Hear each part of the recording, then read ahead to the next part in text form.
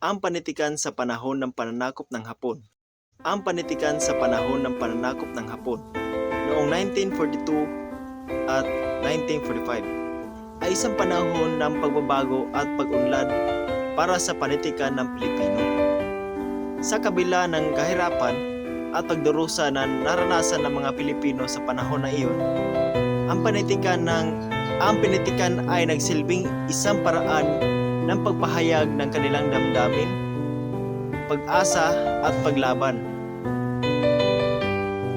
Isa sa mga pangunahing epekto ng pananakop ng Hapon ay ang pagsulong ng wikang pambansa.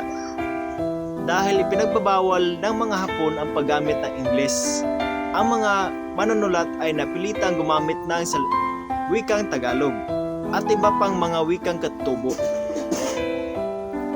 Ito ay nagbigay daan sa pag-unlad ng ating wika o ating panitikan Tagalog at sa pagpalaganap ng mga akdang nakasulat sa wikang ito. Mga uri ng panitikan na nabuo: tula, maikling kwento, at dula. Yun lang ang iba sa ang panitikan sa panahon ng pananakop ng mga Hapon ay nag-iwan ng isang mahalagang pamana sa panitikang Pilipino.